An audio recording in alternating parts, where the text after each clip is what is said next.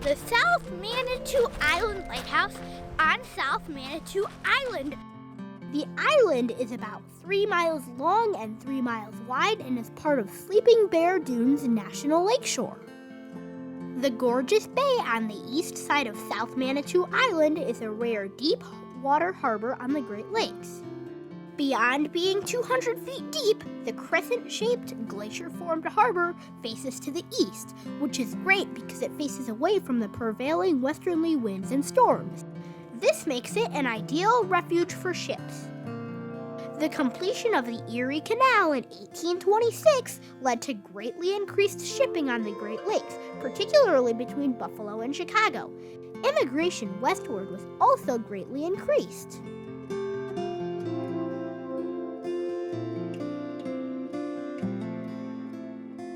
When traveling on Lake Michigan in the area of South Manitou Island and North Manitou Island, 6-mile-wide Manitou Passage was a shortcut that saved about 40 miles and passed through less rough waters.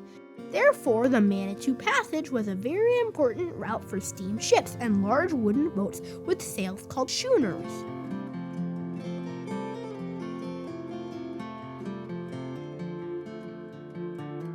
South Manitou Island was originally settled in 1838 by William Burton to provide wood for fuel to steamships that were traveling through the Manitou Passage.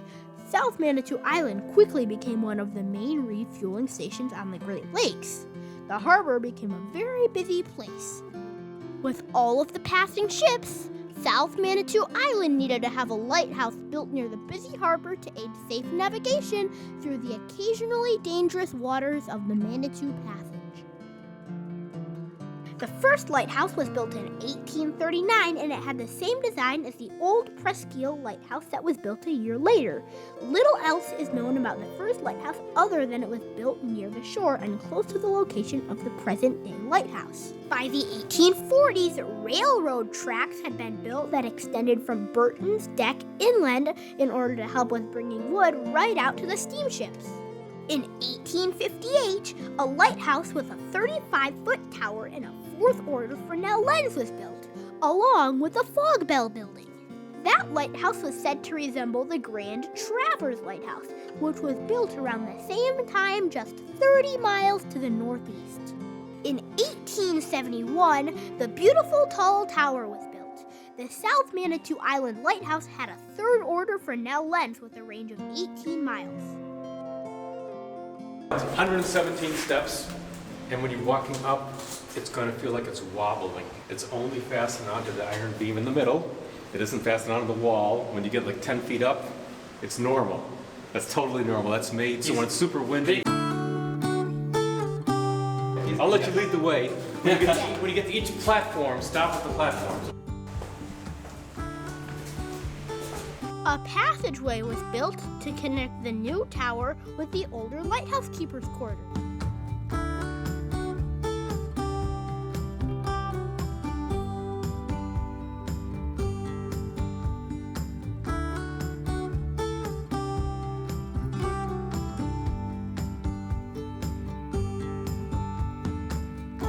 And this connects to the keeper's quarters. The lighthouse did experience some vandalism after it went out of service in 1958, but renovations to the lighthouse were scheduled to begin just a week after our visit. In 1875, the first steam fog signal on Lake Michigan was installed, and it replaced the fog bell. The goal for maritime activities on the Great Lakes was for a ship's captain to always be within visual range of at least one light at night. This was usually possible in this area of the Manitou Passage thanks to the Point Betsy Lighthouse being located to the south of the South Manitou Light and the Grand Traverse Light being located northeast of the no longer existing North Manitou Island Light, once that light was lit in 1899. This lighthouse is 91 feet tall.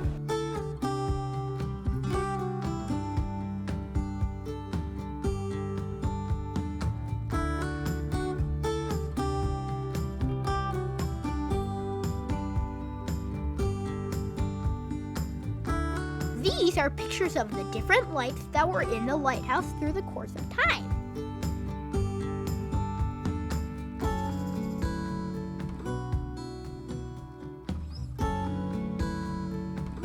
Thank you, Owen. I appreciate that. Very cool.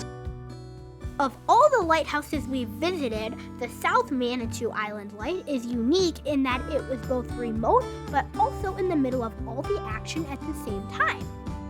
Not only did countless steamships stop in the harbor to refuel with wood from the island's forest, but every big ship captain knew that if a big storm was brewing, South Manitou Island had perhaps the best natural deep harbor on the Great Lakes.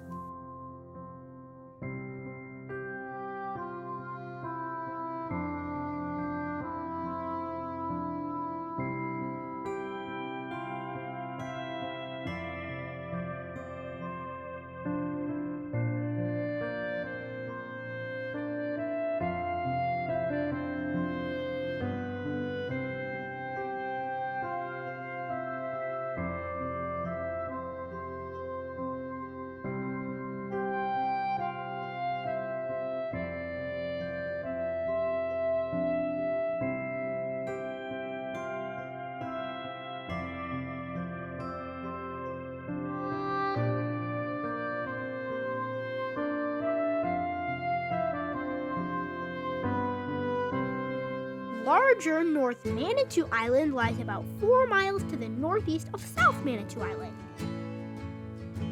The Manitous are part of a chain of 14 islands, the Beaver Island Archipelago. This is the North Manitou Shoal Light.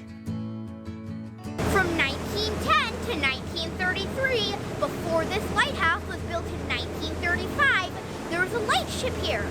Lightships are lighthouses that are on boats. One of the lightships that served here was the lightship Huron, which is on dock in Port Huron. Lightship 56 was also stationed at the shoal, as was Lightship 89. The lighthouse marks a shoal, which is a shallow outcropping of rock.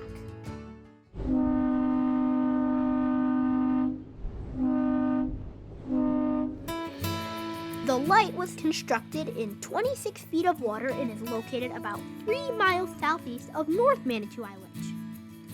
The North Manitou Shoal Light is 63 feet tall. In 1980, it became the last manned offshore lighthouse in the Great Lakes. The North Manitou Shoal Light is an active aid to navigation, and the light is maintained by the U.S. Coast Guard. The North Manitou Lightkeepers purchased the light in 2016 and have been working to restore the lighthouse. Requests to stay overnight at the lighthouse can be made through the NMLK nonprofit organization. Back over on South Manitou Island, we went on a tour offered by Manitou Island Transit.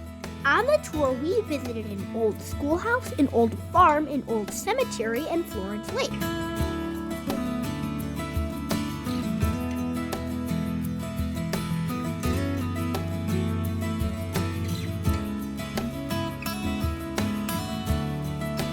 This is the island's one-room schoolhouse.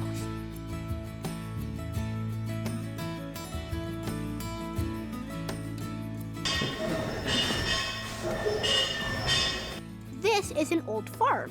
Once logging on the island started to diminish, most islanders by the 1870s were self-sufficient farmers growing rye, beans, and peas. These crops were sold to passing ships. Since there are no longer any full-time residents on South Manitou Island, the tour was like stepping back in time 60 years, when the last permanent residents left.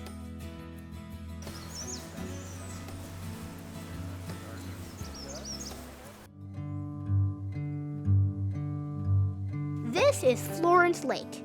It's the only lake on the island.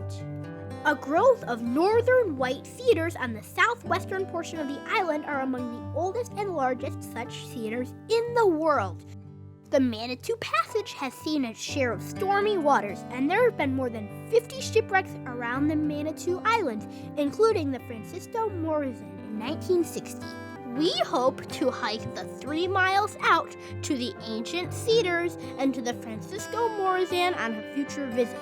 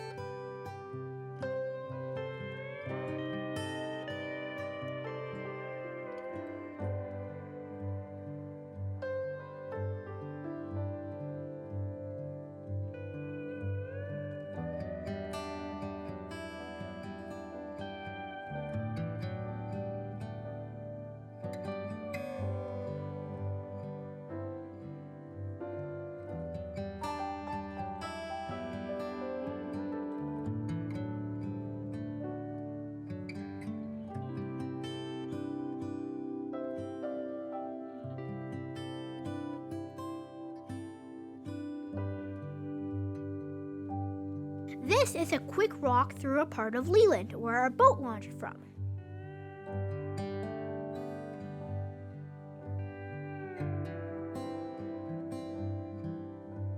Here we are at the famous Sleeping Bear Dunes. That was not appropriate. Mark said go! No!